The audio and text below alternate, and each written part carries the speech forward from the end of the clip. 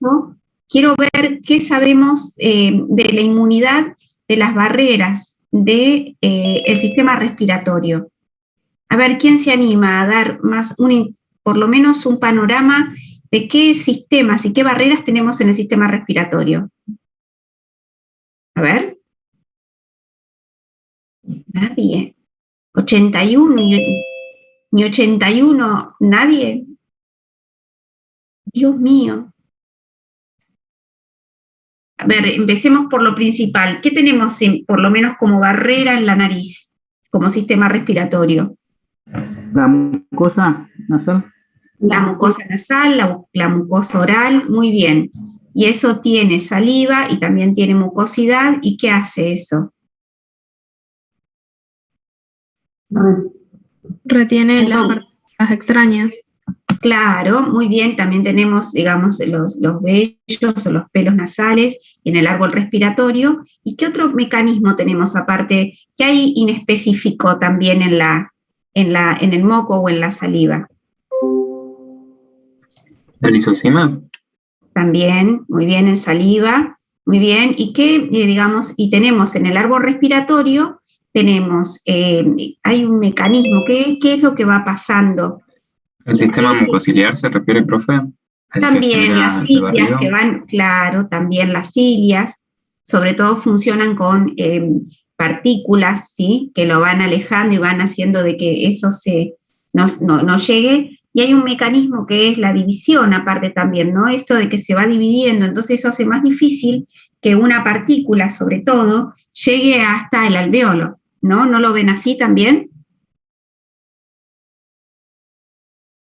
Puede ser. Están todos dormidos hoy, a ver si tendría que ver, capaz que si hablamos de Lollapalooza vamos mejor. ¿Alguien va a Lollapalooza por otro lado? ¿No? No, profe, desgraciadamente. Ufa. No tengo plata, profe. Es caro, ¿no? Claro, hay que ir hasta allá. Pucha, qué bueno.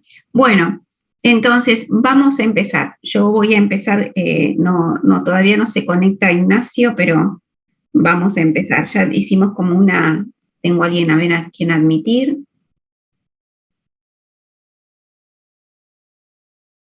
Así que bueno, ya está. Bueno, no voy a esperar más porque ya son casi 20.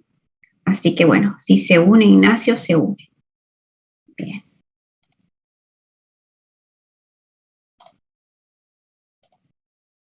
Bien, ¿ahí se ve, chicos? ¿Se ve? Sí, profe. Sí, profe. Bien, bien. Bueno, vamos.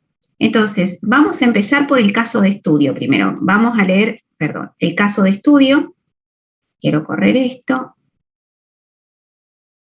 Bien, tenemos mujer de 45 años, sin antecedentes médicos de importancia, con test positivo para COVID-19 7 días antes y control médico domiciliario. profe, disculpe que le interrumpa, pero me parece que nosotros no estamos viendo lo que usted presenta. No se corrió la diapositiva. No, o sea, no vemos lo que presentó, vemos solamente el PowerPoint, la aplicación, digamos. Ajá, voy de vuelta.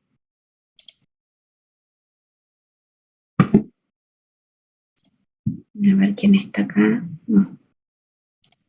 ¿Saben qué pasa? Que esto es, ¿cómo se llama? La porquería de Zoom. No sé, no es. Ahí vamos. ¿Ahí lo ven? No, profe, cuando inicia la presentación es como que tiene que volver a compartir desde la presentación. Le va a dar una opción en la parte de Zoom. Está compartiendo. Y vos decís, ¿en qué opción? A ver, ayúdame. Porque cuando vas a compartir pantalla te permite seleccionar qué ventana de las que tenés abiertas en la computadora quiere compartir. Entonces es la de presentación la que tiene que compartir. Ahora sí creo que sí va a ver. Sí, pero yo no puse pantalla. Ahí la puse, compartir. Ahí está. Pero cuando le pongo, ahí ven, ¿no? pero cuando pongo así, ahí no. Hola. Se ve, pero no se ve completa la pantalla. Claro, se ve como raro. Ay, Se ve no. la primera diapositiva, pero no en pantalla completa, no en modo de presentación, sino como antes. A ver, hoy sí que estamos mal, ¿eh? La miércoles.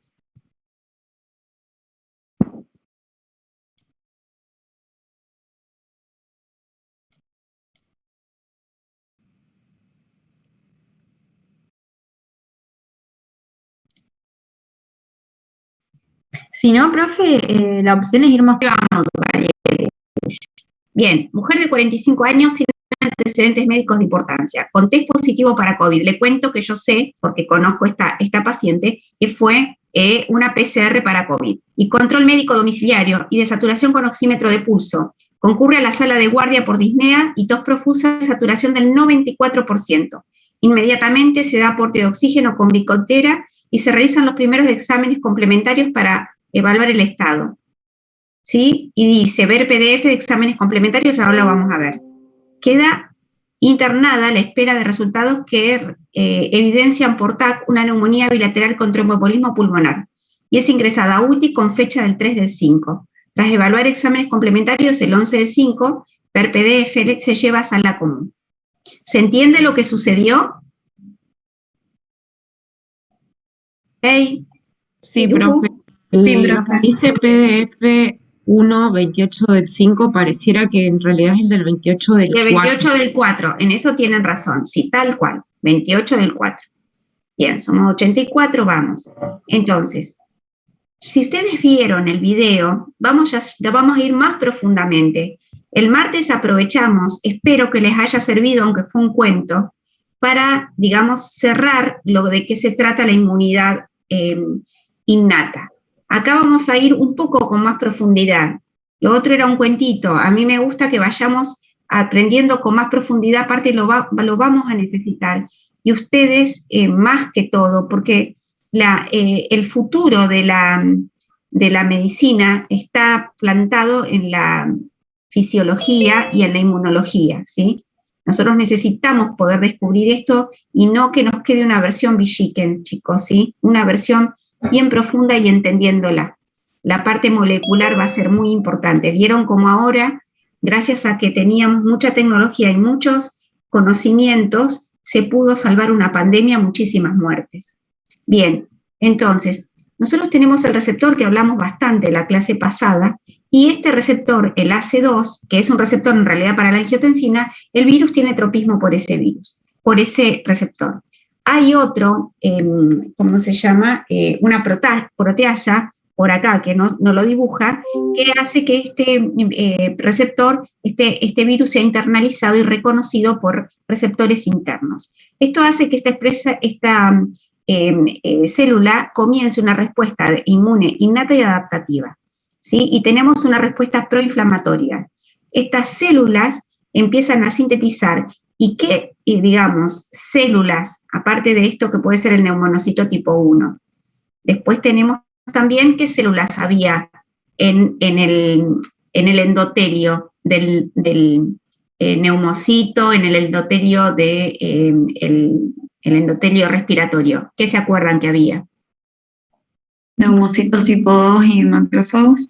Y macrófagos, muy bien. Entonces el virus se une al receptor del ACE en el epitelio respiratorio y es sensado por los receptores tipo TOL, ¿sí?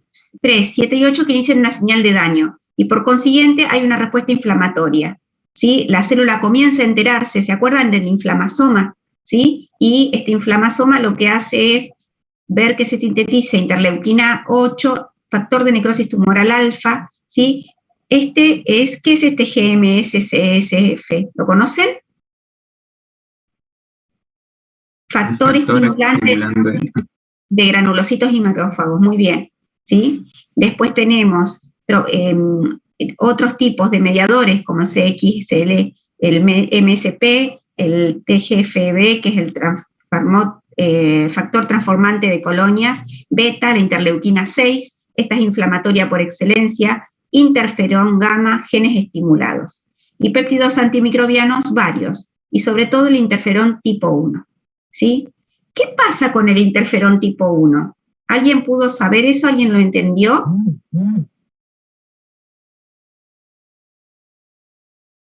Profe, puede ser, profe, ¿Sí? que va a ser liberado por la célula infectada por el virus. Claro, todas las células, ¿sí? Sobre todo los macrófagos y las dendríticas, que son más especializadas, cuando son infectadas, liberan interferón, ¿sí? Interferón tipo 1, ¿está? Pero, ¿qué sucede con el SARS-CoV-2? El SARS-CoV-2, ¿sí?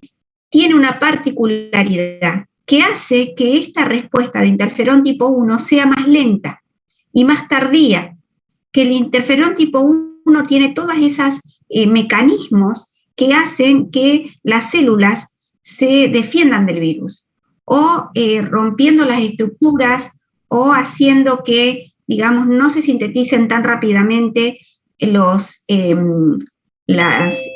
partículas virales, ¿sí? Pero ese interferón tipo 1 es antiviral. Y sucede también con ese interferón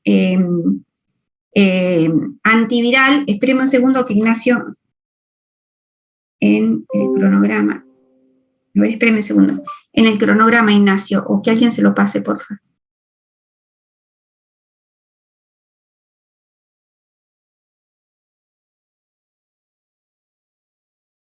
Bien, este interferón tipo 1. Entonces, esta respuesta tardía del interferón hace que el virus no tienda a no entrar a las células y también, ahí llegó Ignacio.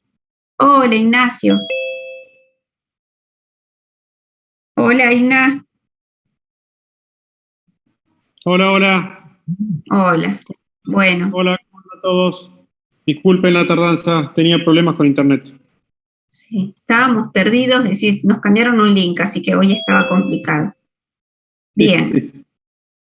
Bien, estaba acá Ignacio contando qué pasa con el mecanismo. Si bien, como todo virus, hay un mecanismo de respuesta inmune de microorganismos intracelulares, pero el SARS-CoV-2 tiene algunas estrategias que hacen que no sea tan fácil, digamos, para la célula defenderse.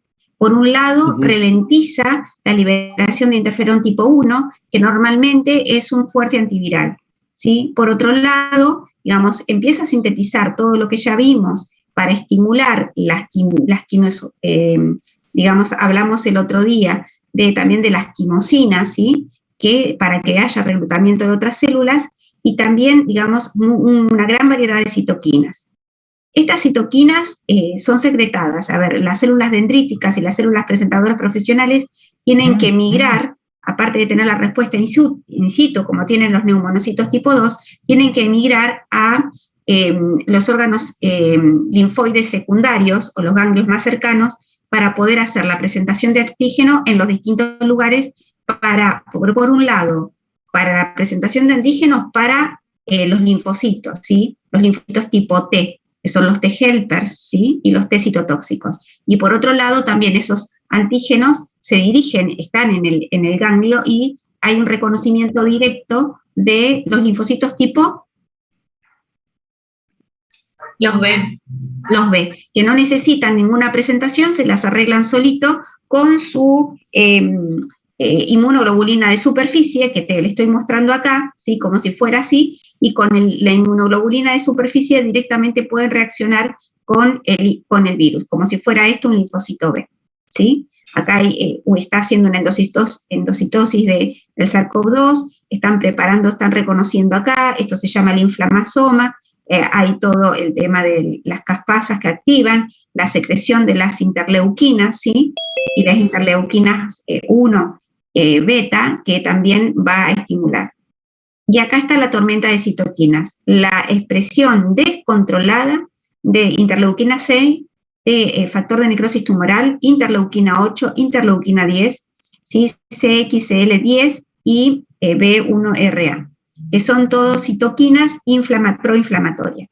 Entonces esto lo que termina redundando es en un monocito hiperactivado, como lo vemos acá, y un endotelio activado. un endotelio inflamado, ¿sí? Esto sucede y este descontrol, como les explicaba la otra vez, es un descontrol porque es una desregulación de la respuesta inmune.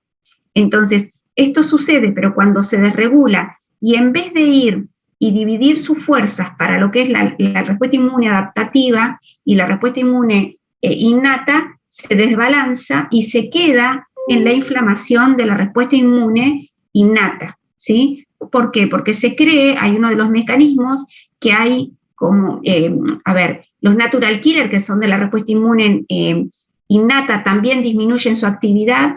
Los test helper CD4 y CD8 también disminuyen el número, por eso hay un estímulo de la neutrofilia, de los granulocitos, con estos factores de crecimiento de granulocitos, una disminución de la actividad antiviral, y esto redunda en que se quede en la inflamación, ¿sí? Esto provoca una inflamación en el endotelio y un deterioro en el endotelio.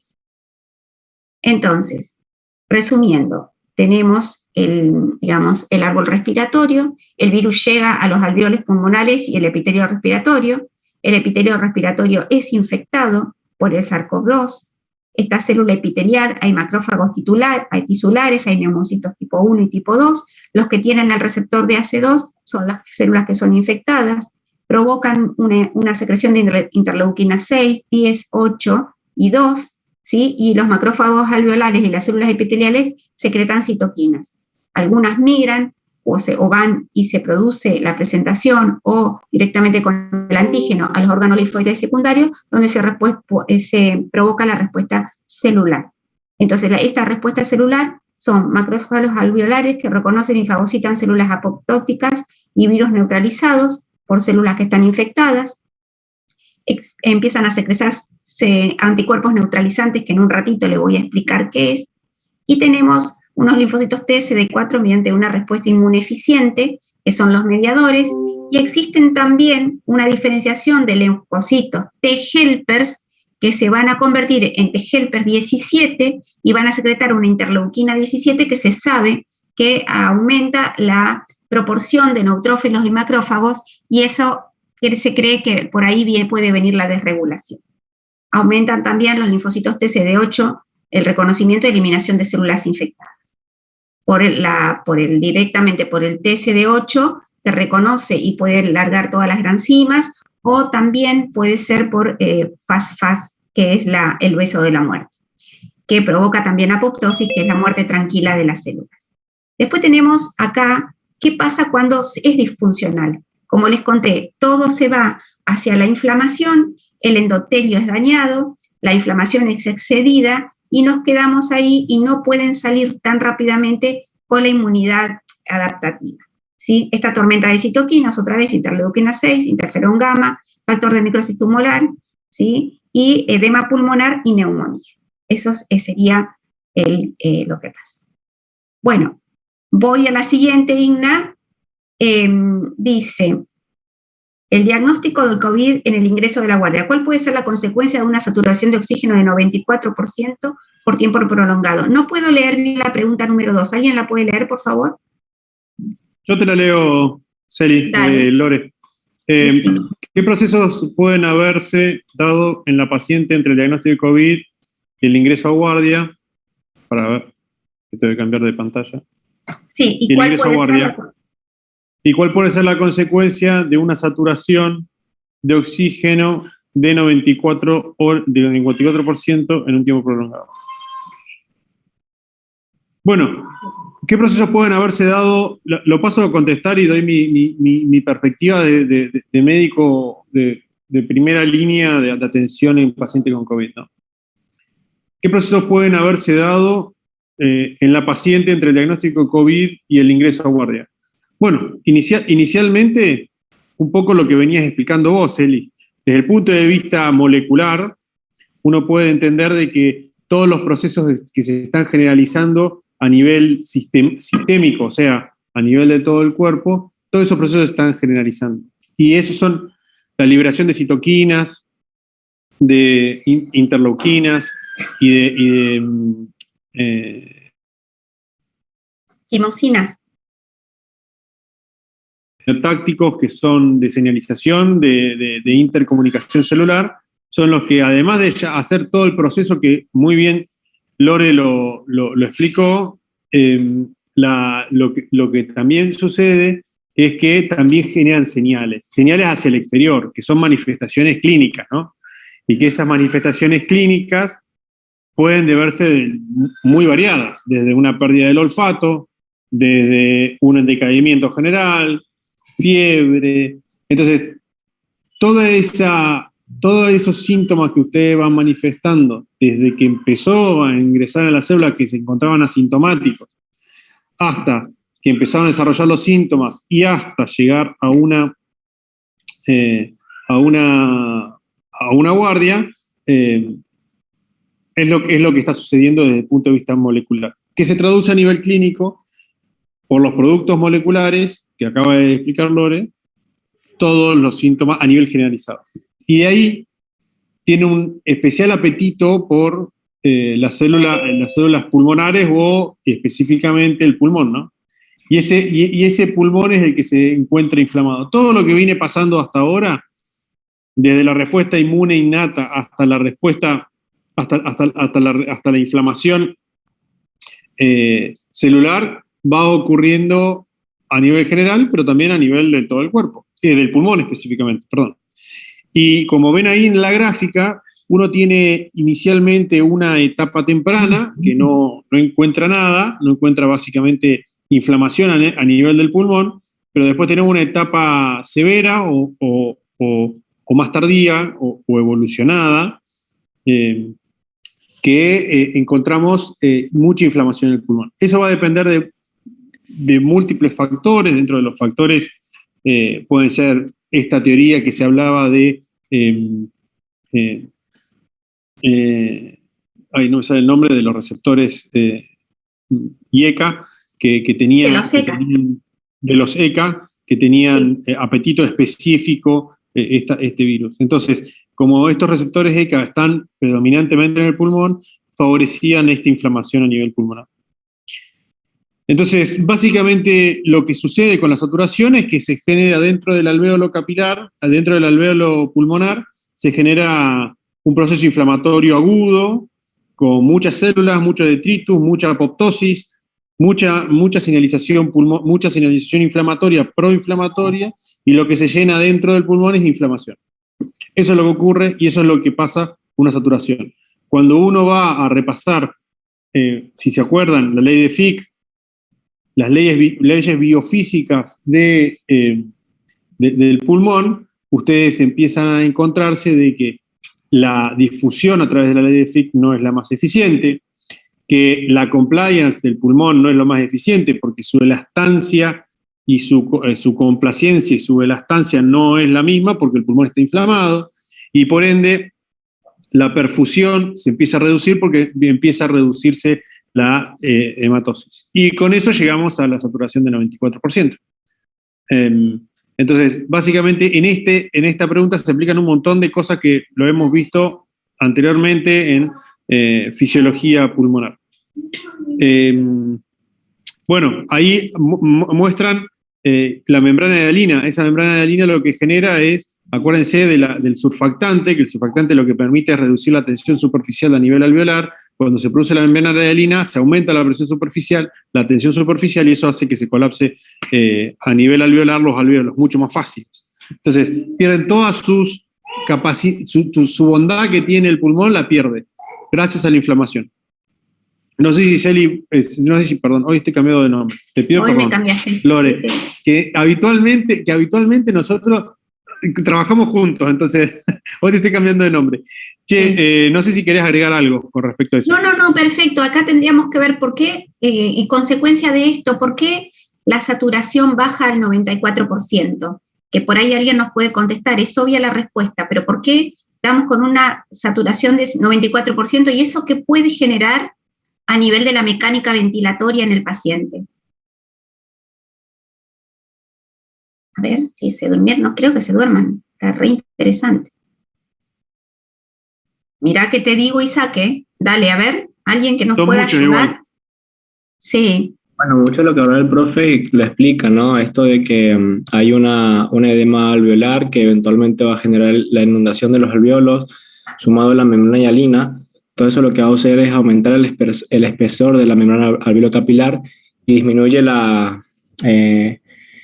el oxígeno es poco soluble, ¿no? Entonces va a haber menos... A ver, para. Está perfecto, Isaac, que participes, pero a ver, ¿qué es lo que sucede? ¿Qué es lo que está disminuida? La ventilación. A ver. La presión alveolar a nivel, bueno, de esos alveolos, la presión de oxígeno a nivel de esos alveolos, lo que hace que no haya una correcta saturación de hemoglobina. Claro, en realidad, digamos, tenemos dos cosas, la ventilación y la perfusión. Y acá el intercambio gaseoso, lo que está disminuido es el intercambio gaseoso, porque al tener una membrana más, digamos, lo que no podemos es oxigenar correctamente, ¿no? Estamos por ahí. Al no poder oxigenar correctamente y estar en una saturación límite, pero baja, ¿qué es lo que sucede? ¿No vamos a tratar de elevar la frecuencia respiratoria? A ver, Ignacio. Y al no poder elevarla, se va a generar disnea. Ajá. Es lo que presentaba la paciente. Bien. Bueno, yo creo que se están orientando bastante bien, ¿no? Creo que lo que están diciendo los chicos, están orientados, les falta, me parece que están agarrando puchitos de todos lados. Creo que tanto lo que dijo Isaac como lo que dijeron los otros compañeros de Isaac, que no sé quiénes son, perdonen, pero a ver, nombres. Nombres, a mí me gusta saber. A ver, las chicas. Aldana. Bueno, bárbaro. ¿Y quién más? ¿Había alguien más? Más vergonzosa parece. Bueno, no importa. Ya la vamos a encontrar. Bien. Decías, Ignacio. A ver, lo que decía, básicamente que los chicos están... a ver, si uno puede aplicar toda la fisiología respiratoria y la respuesta de los mecanismos respiratorios dentro de este caso, puntualmente, lo puede aplicar tranquilamente. En parte hay un incremento en el espesor, como dijo Isaac, de la membrana alveolo-capilar, y eso hace una alteración en la difusión, que uno podría llegar a aplicarlo con la ley de Fick, física, la ley de Fick física. Después, esa misma membrana hialina se transforma en demasiada inflamación y genera un pulmón rígido, con lo cual uno puede empezar a hablar de compliance pulmonar. Además de esa disminución volviendo a la disminución de la hematosis, de la hematosis, lo que genera es una disminución a nivel de la presión parcial de oxígeno a nivel del capilar pulmonar, y eso lo que generaría sería un trastorno hemodinámico a nivel pulmonar, que se podría aplicar como es la perfusión pulmonar. Y creo que también el mecanismo de respuesta ante un estímulo como es la hipoxemia, que es a nivel central, que cómo vos regularías a nivel central la respuesta de una hipoxemia, que es el sensado de una disminución de la presión parcial de oxígeno, y eso lo que aumentaría sería la frecuencia respiratoria. Esa es una de las respuestas. ¿Y ustedes sabrían qué otra respuesta podría llegar a ser?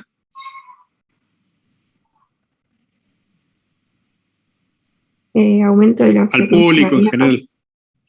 ¿Cómo? Aumento de la frecuencia cardíaca. No, estamos hablando de respiratorio. Aumento del volumen pulmonar. A ver, aumento de la frecuencia cardíaca, perdón. ¿Aumento de la frecuencia cardíaca? Sí, no te estoy diciendo no. Lo que estoy queriendo decir es que estamos hablando del pulmón, fisiología del pulmón. Entonces, ¿qué otra dijo respuesta? Algo recién. Sí, alguien más dijo que se escuchó de bajito. Aumento del ingreso del volumen de aire. Aumento del ingreso del volumen de aire. ¿Y eso cómo lo llamarías técnicamente? ¿Aumento del volumen corriente? Aumento del volumen corriente. Bueno, lo podés aumentar por la frecuencia respiratoria. son dos Profe, cosas. la distensión de los alvéolos en las zonas en las que no están distendidos. No, porque esto es reducir a nivel general. Puede ser estimular los músculos accesorios de la respiración. Yo voy por lo que dijo Mía Bousamare, dijo lo de la frecuencia, no sé si Pía Agüero dijo lo de la, o Brenda dijo lo de el aumento del volumen. Yo iría por ahí, por ese lado. Bien. A ver. Googleen, si lo tienen ahí, está en internet, tienen la paginita de Google al lado. Ayuda habitualmente. Profe, la estimulación de los músculos accesorios, por ejemplo, Eso es un mecanismo de respuesta, eso es una activación. Pero lo que estamos hablando de fisiología, a ver, aumento de la frecuencia cardíaca o aumento de los volúmenes. Muy bien. ¿Es aumento de la frecuencia o aumento de la intensidad? ¿Está? O sea, aumento de cuánto vos haces, el volumen minuto como la frecuencia cardíaca o el gasto cardíaco se miden por frecuencia y por intensidad. O sea, la intensidad lo podemos traducir como volumen en cada inspiración. ¿Está? Entonces hacemos inspiraciones más profundas y llegamos a volúmenes pulmonares. ¿Que se acuerdan de eso de volúmenes pulmonares? ¿Cómo era la historia? ¿Qué volúmenes modificamos? El aumento del volumen corriente, el volumen corriente es en reposo. Uno dijo ahí volumen corriente, que no sé si quién era, pero dijo volumen corriente. No es técnicamente bien, no está técnicamente bien dicho, porque el volumen corriente es el volumen que uno mueve en reposo. ¿Qué pasa cuando uno empieza a aumentar la intensidad? ¿Qué volúmenes se empiezan a movilizar? Bien. Pongo un coronavirus atrás mío que me hizo mi hijo. Vamos. Sí. Igna, y digamos, esto es pregunta para vos. El tema es, alguien dijo, como consecuencia de todo eso, sí se activan los músculos accesorios, pero esto provoca también un agotamiento, ¿no? De la persona que está tratando de compensar. Dentro de la respuesta que uno decía, o sea, el aumento de los músculos, el uso de los músculos accesorios es la consecuencia de todo lo que dijimos previamente, del mecanismo de respuesta que uno quiere hacer. El mecanismo de respuesta que intenta el cerebro buscar y el sistema en general es mejorar la oxigenación. Y lo puede mejorar, como dijimos, de dos formas. O aumentando la frecuencia respiratoria, o sea, la cantidad de veces que respiramos, o aumentando la intensidad. En ese aumento de la intensidad empezamos a movilizar volúmenes que no lo teníamos antes utilizándolos, que son los volúmenes de reserva, inspiratorio y expiratorio.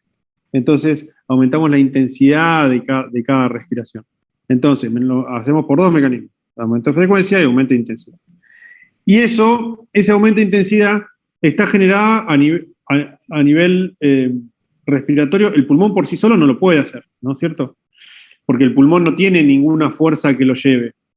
La pleura que está alrededor genera una bomba de vacío, que esa bomba de vacío lo que hace es que se pegue bien firme a todas las paredes de la arquitectura torácica. En la parte de abajo con el diafragma, que es la gran bomba de respiratoria, y después en todas las partes de las paredes de la cavidad torácica, que están las costillas, la caja torácica. Dentro de la caja torácica tenés un montón de músculos que uno los llama músculos accesorios. Y dentro de esos músculos accesorios tenés los pectorales, los esternocleidomastoideos, los escalenos.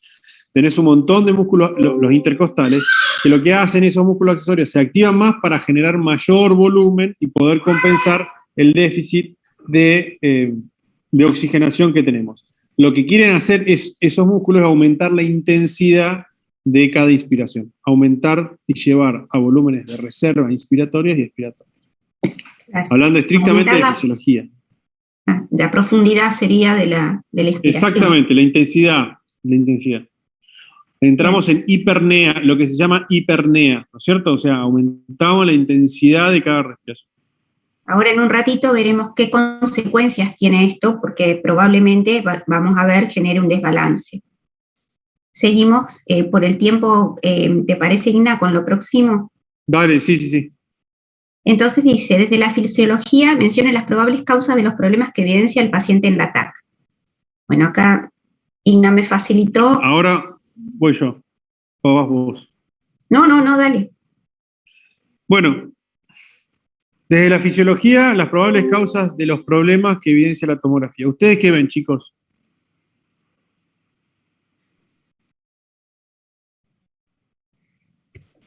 Sí. Zona donde vemos imágenes de broncograma aéreo, vamos a ver a nivel de las estructuras aéreas del pulmón, se ven hiperintensas, creo, no me acuerdo cómo era. No, y eso puede ser a causa de edema. Porque, por ejemplo, vemos no entres en temas muy escabrosos, porque si yo vos me decís broncograma aéreo, yo te voy a empezar a tomar de broncograma aéreo, y no es el fin de esto saber si sabés o no sabés broncograma aéreo.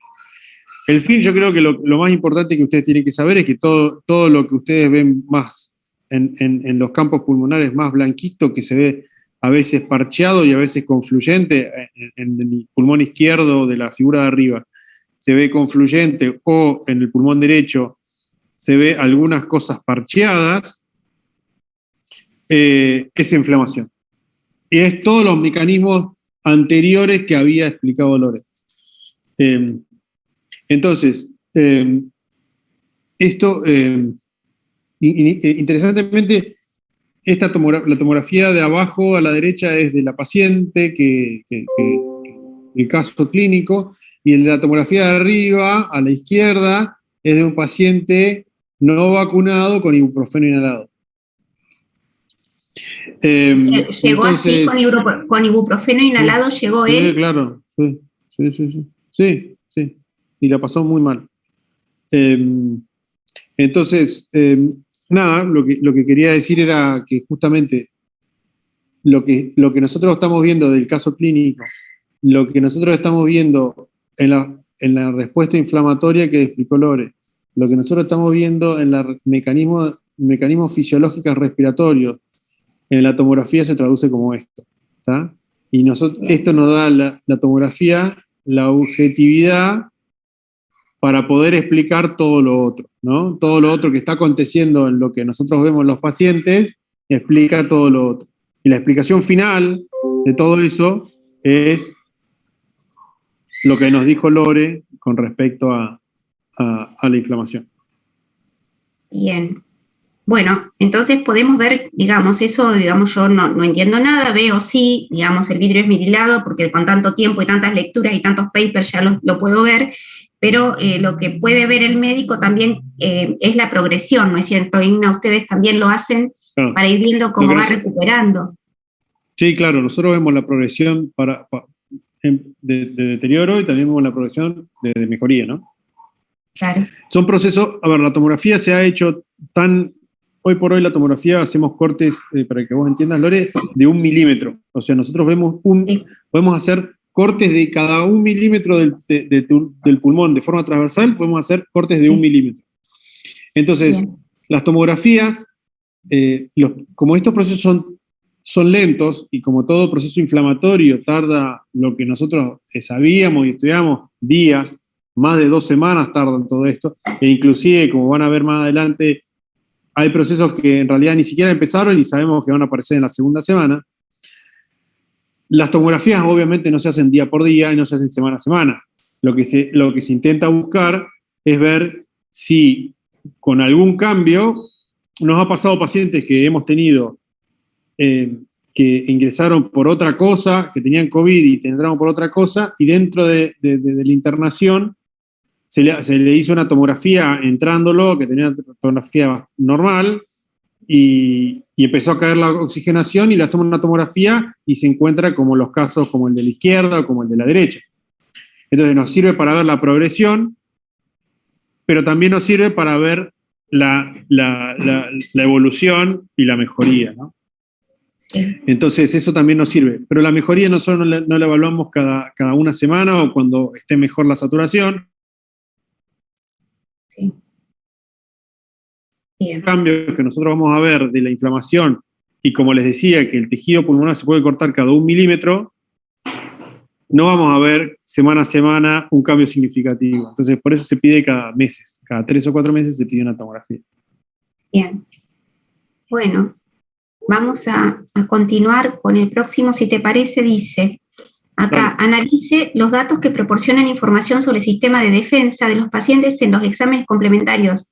Perdón, ahora me equivoqué yo acá, 28 del 4 es, y 11 del 5, menciona las probables causas de los resultados hallados. Acá le puse un mes, pero es 28 del 4. Vamos con el sistema de defensa. Voy a avanzar porque vamos a ver primero lo que es, este es el del 28 del 4. No sé por qué le puse 28 del 3. Vimos el otro día cuando hablamos el martes, Igna, vos no sabés, pero el martes yo entré a la clase y tuvimos una introducción de inmunología porque Sil no pudo dar la clase. Así que con los chicos el martes hicimos trampa y estuvimos hablando un poco de inmunología general para poder abordar. Y ellos se comprometieron a ver el video de la PEPCO. Bien, entonces acá, ¿qué parámetros que vimos? No me hagan quedar mal, por favor. ¿Qué parámetros vimos respecto al sistema inmunológico que nosotros podemos ver en este, es un análisis de rutina? El recuento de leucocitos.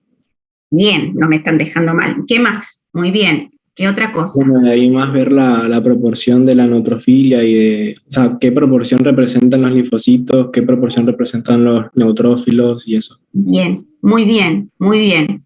Entonces, digamos, no están tan altos los leucocitos, dado los valores de referencia de 4.000 a 10.000, pero sí vemos una neutrofilia, lo que se correspondería con el cuadro clínico inflamatorio. ¿Qué otras cosas ustedes ven acá respecto de, del sistema inmune que podríamos asociar? No tiene la PCR tampoco. No veo acá, pero ¿qué otra cosa podría ser que no la estoy viendo acá? Reactante de fase aguda. PCR, muy bien, pero no la PCR del COVID, sino proteína C reactiva, muy bien. ¿Y qué más? ¿Qué otra determinación podría asociarse? Profe, ahí se ven los linfocitos disminuidos.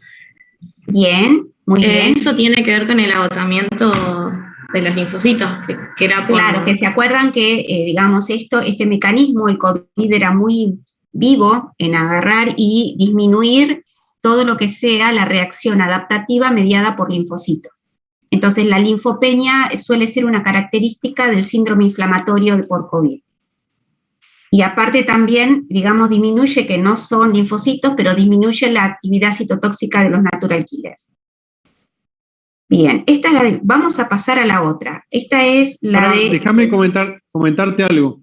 Es interesante lo que dicen los chicos, porque nosotros tuvimos dentro de la primera ola de la pandemia, es muy importante ver el mecanismo de respuesta. Recién estaba haciendo unos cálculos en la calculadora, y que, bueno, un poco estaba haciendo los cálculos que tenía de los dos laboratorios. Y nosotros encontramos a una señora que tenía virus esmerilado, caída de la oxigenación, en el medio de la pandemia. Virus esmerilado, caída de la oxigenación, linfocitos no en 4.900, sino en 3.900, y nosotros empezamos a ver que le hacíamos PCRs, hisopados, y la señora le hicimos como 4, 5, 6 hisopados, y no lo pudimos detectar. Pero entrábamos a ver que cada vez los leucocitos empezaban a bajar. Y lo que terminó pasando, y que los linfocitos estaban siempre en un 10%, en un 9%. Entonces dijimos, esto es COVID, porque tiene la cola de león, melena de león, pata de león.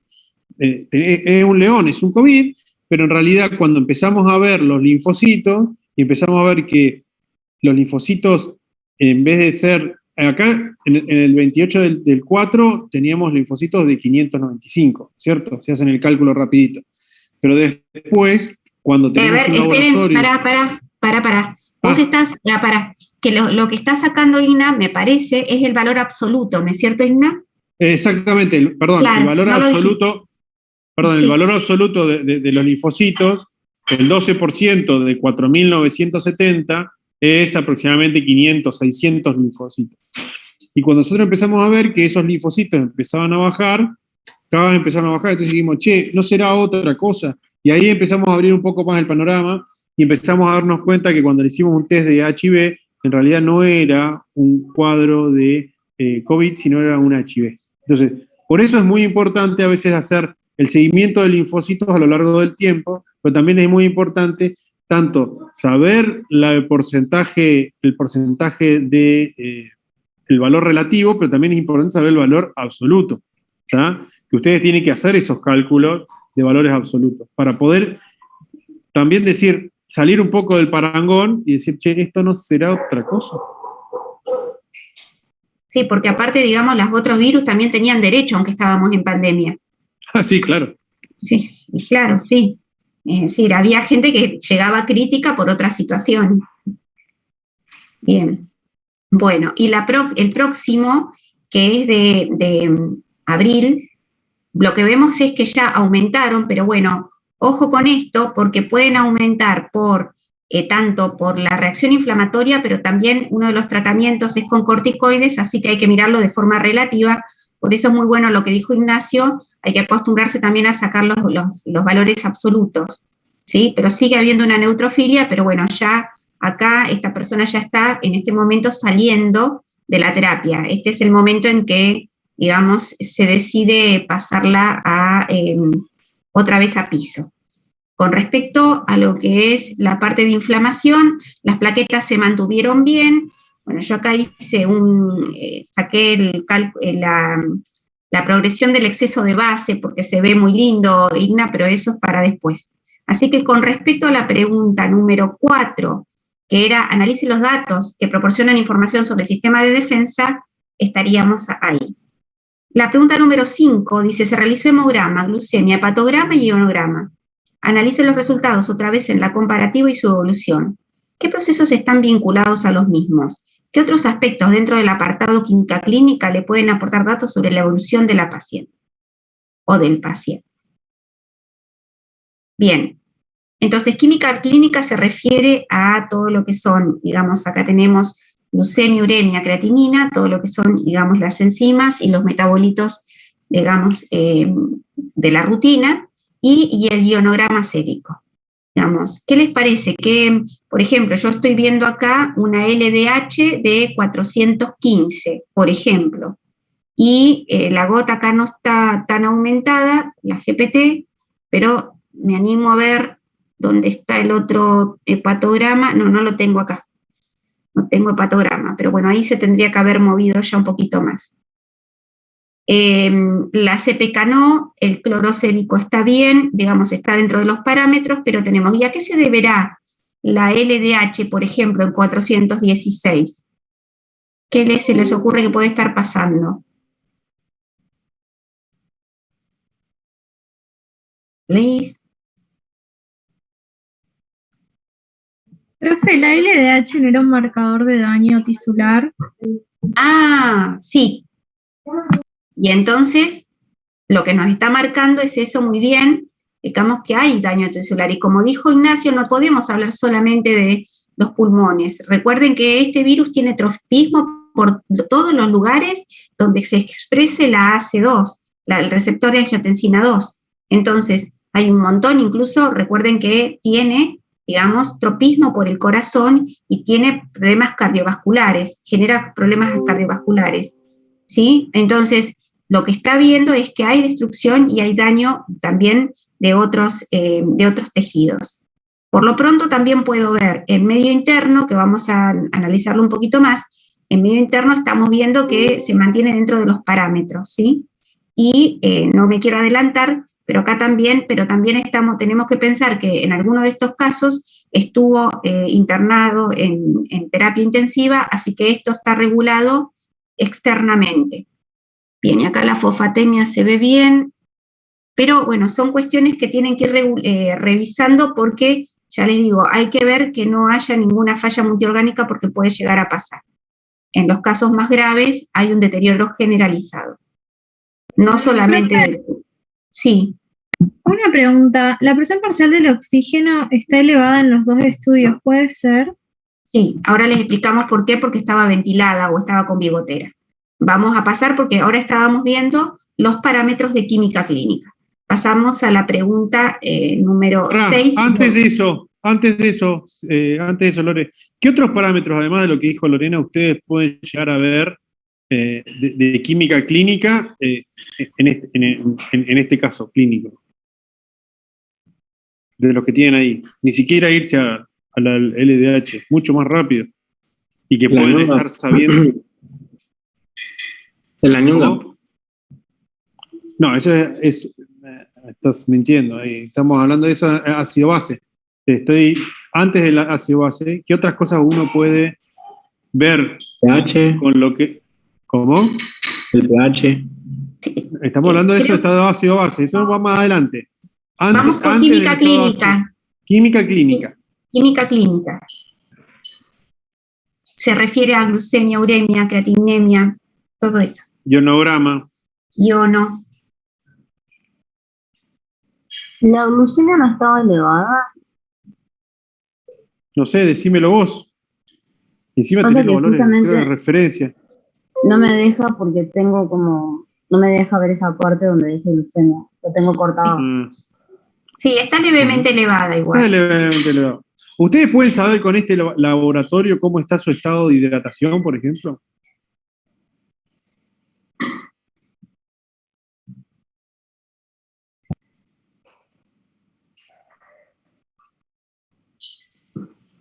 Y es una pregunta para ustedes, no es para Lore, porque Lore ya la sabe, creo. A ver. Parece que están... que ver. eso es algo de integración. Puede ser algo... Es de integración, pero... ¿Cómo? Por ahí con el ionograma sérico y viendo los valores de sodio, por ejemplo, no sé si nos podríamos guiar, si estuvieran elevados o disminuidos. Muy bien. ¿Y qué otra cosa más que se ve, que hemos visto en trabajos prácticos de volemia? Porque lo que dice Ignacio es lo más frecuente. Persona que estuvo con muchos días de fiebre, en mal estado general, en general se acompaña con deshidratación.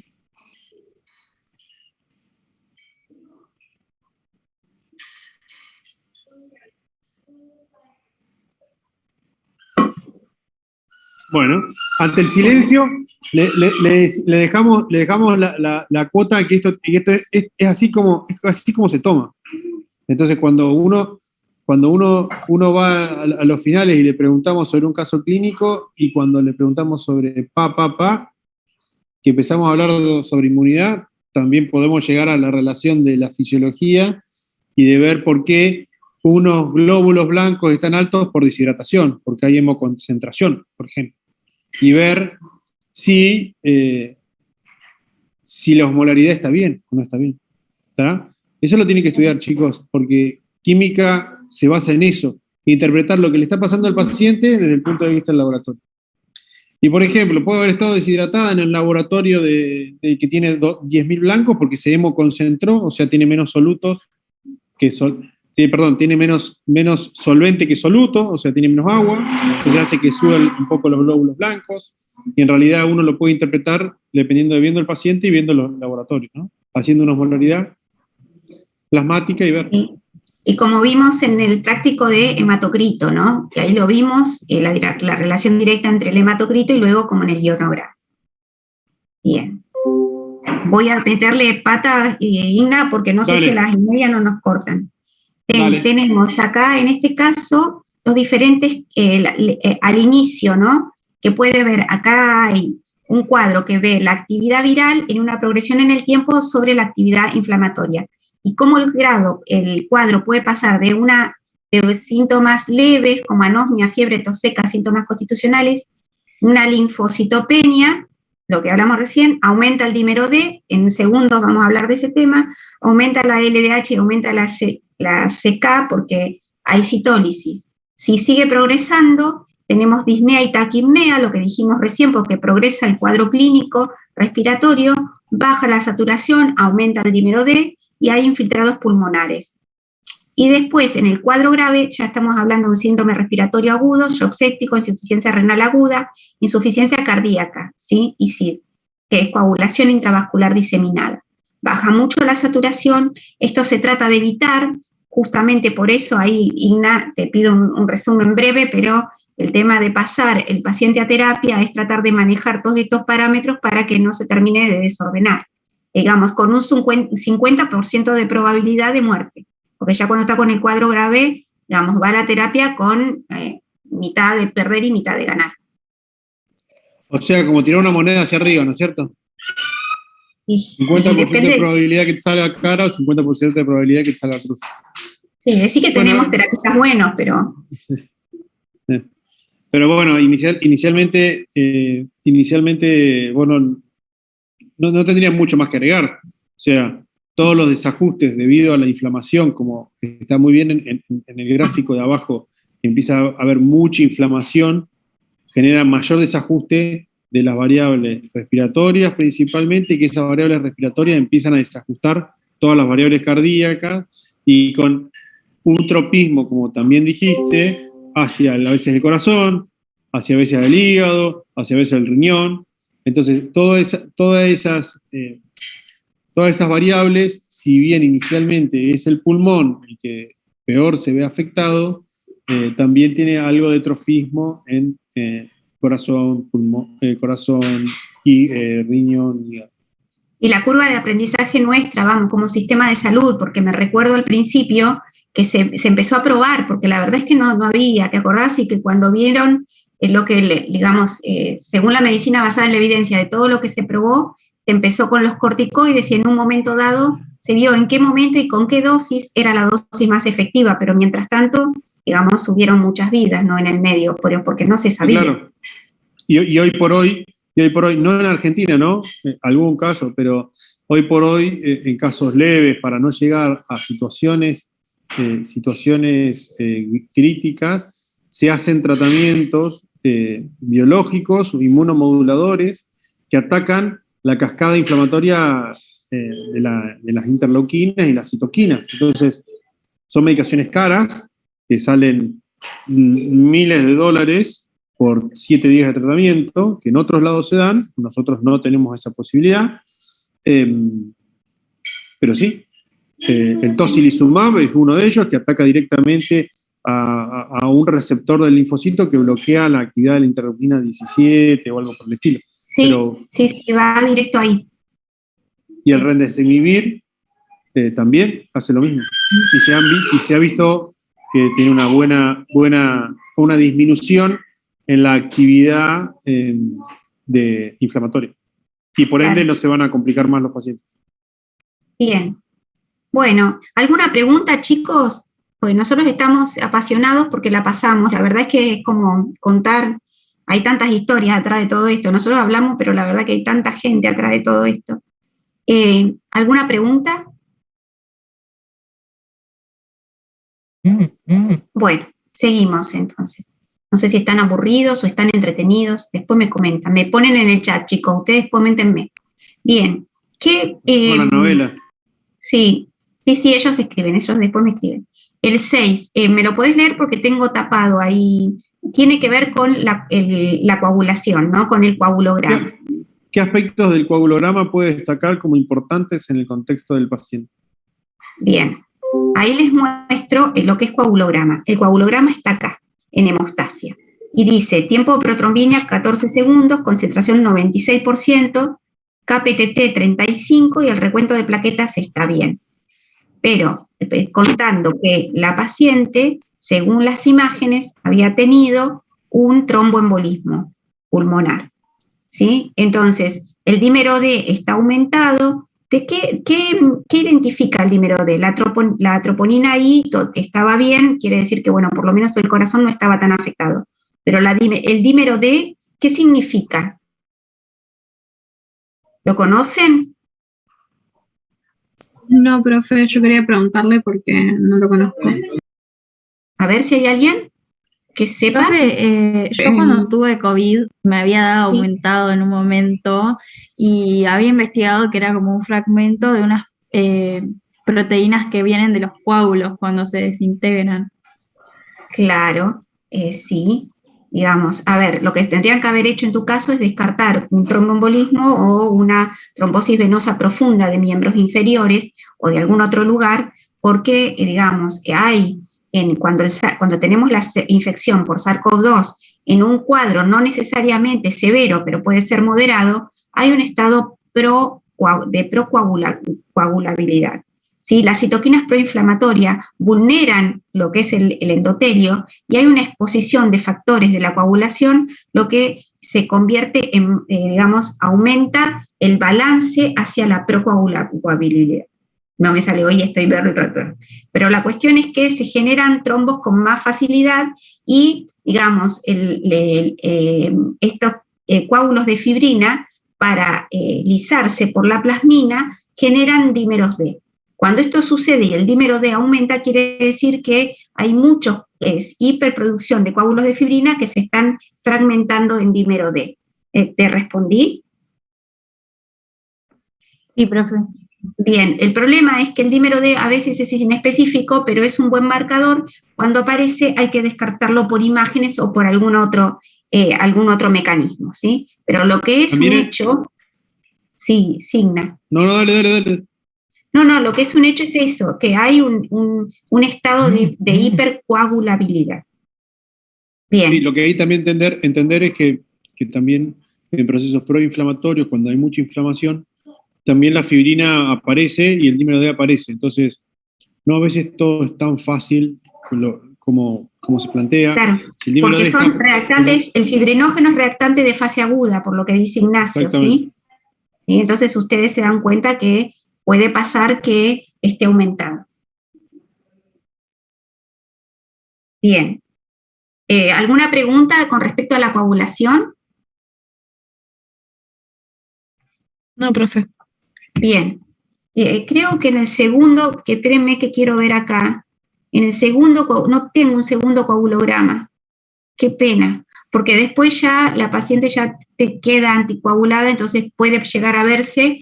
Yo no recuerdo, sí, me parece que era rivaroxaban, así que no lo íbamos a ver ahí. Se ve apenas en el KPTT. Sí, rivaroxaban. Entonces nosotros controlamos un poquito, hay un control específico para rivaroxaban, pero se ve un toque en el KPTT.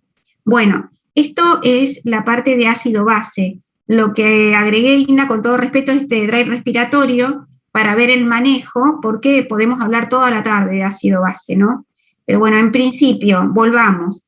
Paciente que está hiperventilando, es decir, que aumentó la frecuencia respiratoria y que ahora vamos acá, está vamos a ver el pH en 7,46. ¿Y este pH cómo está? Está elevado. Está levemente elevado, pero si vemos qué es lo que le llama la atención de todos los gases en sangre. Acá este 99,5 está con bigotera, chicos, así que por eso no es que está ventilando mejor, ¿sí? Sino que haciendo el intercambio gaseoso mejor, oxigenándose mejor, sino que está con bigotera. Esa es la explicación. Pero ¿qué ven acá que les llama la atención? Que puede estar relacionado con ese 7,46. Está disminuida la presión parcial de dióxido de carbono. Está, según nosotros decimos, lavando dióxido. El hecho de respirar, ¿sí? Así hace que, como cuando uno tiene, digamos, antes las viejas, crisis histérica, que ya no se usa más esa palabra, lo que sucede es que disminuye la cantidad de dióxido de carbono y eso, por la ecuación de Henderson-Hasselbalch, hace que haya un desplazamiento y un aumento del pH general, ¿sí? Aparte de lo que hablamos de los mecanismos de compensación de la hipoxemia, ¿está? Y hay un exceso de base de 0,5 y después vamos a ver también eso porque se van sobrecargando de bases y por ahora el bicarbonato acá está bien. El ácido láctico por el momento bien, pero ya vemos, ¿sí? Que hay un desbalance en el momento en que esta paciente es ingresada a UTI. Todavía acá no, pero ya estamos viendo. ¿Algún aporte, Ina, acá? Esto, me gustaría que... Es un poco lo que vos dijiste recién. Un poco lo que pasa es que nos falta ahí. un poco lo que, no sé si ¿me escuchan bien? Sí. Un poco lo que decías, Lore. Es, lo que vos ves ahí es una disminución del dióxido de carbono, como dijo el alumno, y que eso genera también un desbalance a nivel de bicarbonato, y por la ley de ecuación de Henderson y Hasselbalch, bueno, empezamos a ver todas las alteraciones del estado ácido-base. Y esto está todo producido por la disminución de la oxigenación y de la disminución de la hematosis y la menor presión parcial de oxígeno a nivel sanguíneo, ¿no? Bien, ustedes ven, esta es la del 11, del 5, y lo que sí les quería marcar, ya el pH lo están estabilizando, porque va pasando, digamos, los días, aunque este momento ese PO2 no le crean, porque bueno, está saliendo del respirador, pero lo que podemos ver como evolución de los días, cómo el exceso de base se va normalizando. ¿Lo van viendo? Del día 6 del 5 hasta el día 11 del 5, va pasando de 7, 6,8, 5, digamos, y va llegando hasta 3,5, ¿sí? Que es el exceso de base en general que tiene, que es uno de los parámetros que ustedes después pueden ver las curvas y la progresión de todos. Pero no es que tenga tantísima importancia, pero va viendo el impacto de cómo se va normalizando, cómo se va compensando el pH en la paciente y el equilibrio ácido-base. ¿Algo, Igna, que quieras aportar? No, por adelante. Bien. Y entonces, esa presión de oxígeno es por lo mismo de que está ventilada. Sí, acá está ventilado, fíjate que tiene... Sí. La podés llamar ventilado o con una cámara de oxígeno, o sea, es esa manifestación de alteración del estado ácido-base de una alcalosis respiratoria, cuando tenés ese 118 de oxigenación de PO2 o una saturación de 99, significa que algo vos le estás aportando, pues si no, esa oxigenación va a estar mucho más baja, ¿no? Bueno, vamos al virus. Spike, para los más viejos este es Spike, para los más nuevos me dijo mi hijo que se llama Spike, yo no lo conozco, pero Felipe sí. Entonces, este es el virus, esta es la proteína Spike, y hay algunas proteínas de la nucleocápside, contarles esto para ver cómo se hace el diagnóstico. La importancia de la proteína Spike, esta, ¿sí? Que es la que tiene esta forma, y que acá está el dominio RBD, donde se fija, digamos, el receptor del AC2. ¿Sí? Entonces tenemos de la proteína Spike un lugarcito donde está este dominio RBD que tiene el tropismo por el AC2. Acá están los diferentes vectores de vacunas que ahora vamos a ver en un ratito. Esto es para contarle que nosotros tenemos el AC2, ¿sí? Que es esto que está acá, y tenemos la proteína del SARS-CoV-2 del Spike del RBD, que molecularmente, si lo pudiéramos imaginar, y es lo que han hecho por inteligencia artificial, es mostrar cómo sería la interacción del AC2, ¿sí? Con la conformación del RBD. Pero estos anticuerpos neutralizantes que se generan en la respuesta inmunitaria normal y por la vacunación, bloquean el espacio RBD y por eso se llaman anticuerpos neutralizantes, ¿sí? Para que veamos cuál es la estrategia de la vacunación. Vamos a la parte de diagnóstico. Es decir, este cuadro es súper complejo, pero se los voy a dejar porque a mí me encantó siempre, y esto se lee así. Del día, digamos, que aparecen los síntomas, ¿sí? Del día 2 a 5, empieza a aumentar la carga viral. Y ese quiere decir que es asintomático, esto es H hospitalizado, U de ingreso a UTI y D de muerte, ¿sí? Para ver cómo, digamos, en el primer momento, esto es prevacunación, cómo evolucionaban los pacientes. Recuerden que un 45-55% eran asintomáticos, de todos esos había un 35% que eran oligosintomáticos, un 15% que pasaban a severo y un 5% críticos. Esto es la carga viral, la cantidad de virus que está dando vueltas, ¿sí? Y el diagnóstico se podría hacer por PCR incluso antes que aparezcan los síntomas y hasta después, a veces muchos días, y hay algunos que hasta 45 días pueden dar la PCR positiva. El antígeno, sin embargo, da positivo, digamos, desde que aparecen los síntomas y luego de una semana y luego ya no. Pero es en la fase de más infectividad y contagiosidad. Eso lo fuimos aprendiendo con el tiempo. La inmunoglobulina M aparece luego del 7º día y en este caso de antinucleoproteína, perdón, y pueden durar más o menos un mes y a veces hasta 3 meses. Y a veces acompaña la IgG, que es la antinucleoproteína, que aparece luego del día 10 a 14 y puede aparecer hasta 3 meses. Ahora sabemos que dura unos 3 meses cuando uno tuvo contacto con el virus, más o menos 3 o 4 meses. Un tipo de anticuerpo que no es el mismo que dosamos cuando medimos vacunación. Y esta es la fase activa, periodo de ventana, temprana, activa y final. Sí, pero a mí me gusta porque puedo ver la cronología y la severidad de la infección. Bien. Acá está un poco mejor. Yo le quiero contar entonces que hay diferentes técnicas de laboratorio. Cada técnica tiene su especificidad y su sensibilidad. ¿Sí? Acá estamos hablando de antígeno, PCR, IgM, IgG, esto es antinucleocápside, y tenemos la IgG cuantitativa, antisuperficie o anti-spike, que es para ver, digamos, si, no quiero decir la palabra, si hubo una respuesta inmune con la vacunación. ¿Sí? Bien. Esto quiere decir que no quiere decir que todas las muestras son iguales. De hecho, depende del tipo de variante de virus, seleccionamos muestras diferentes. Es decir, no es que le estoy haciendo mala propaganda a la farmacia, pero en realidad, dependiendo del estadio de la infección y del tipo de variante, hay muestras diferentes de elección. Por ejemplo, acá tenemos una PCR de hisopado nasofaringeo que puede estar hasta 3 semanas positivas, y también tenemos en heces que puede haber hasta mucho más de 6 semanas. En general, son 4 semanas de positividad del hisopado nasofaringeo, pero en heces puede durar más tiempo. Por eso hay veces que para corroborar se utilizan en heces y también en niños es una de las muestras de elección. El aislamiento del tracto respiratorio bajo, cuando hacemos lavados broncoalveolares o bajos, para ver, digamos, la infección da positivo antes incluso de los síntomas y luego de la primera y la mitad de la segunda semana. Entonces, ¿para qué es esto? Porque no es lo mismo, lo que les quería decir, no es lo mismo las muestras de hisopado nasofaringeo que faringeo, que saliva, que también podemos detectar y que de hecho hacemos PCR en saliva, ¿sí? Dependiendo del momento de la infección, digamos, es de elección una muestra diferente. Por eso nosotros trabajamos en el equipo de salud en comunicación con los médicos para saber cuál es el momento ideal del testeo y poder identificar, digamos, el estadio de la enfermedad.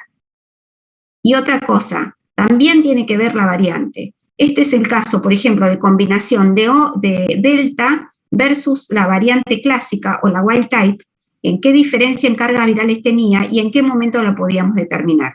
Otra lección, no es lo mismo, digamos, dependiendo de la variante, el momento del testeo y la cantidad de virus que nosotros podemos encontrar. Cuando nos encontramos con Delta nos sorprendimos de la cantidad que podía tener, era una cepa mucho más virulenta en ese momento y estábamos a mitad de los protocolos de vacunación.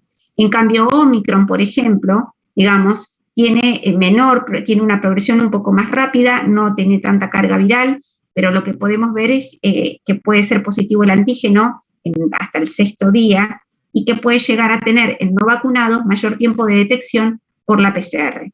¿Cuál es lo que le quiero decir moraleja? Depende de la variante, el momento y la técnica que usamos para poder hacer el diagnóstico. Y ni hablar ahora que se metió en el medio la influenza, entonces es importante discriminar, ¿sí?, para poder hacer el aislamiento correcto y mientras tanto el virus esté dando vueltas, es pasible de que vuelva a mutar.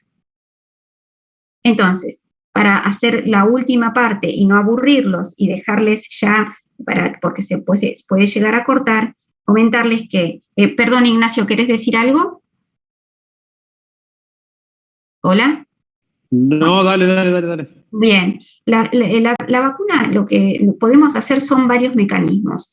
Hay uno que es la purificación de la proteína viral recombinante, que podríamos producir, digamos, alguna parte de la proteína que sea un anti-SRBD, ¿sí?, que se una digamos, que simule ser el RBD, que es el que se une al SARS-CoV-2.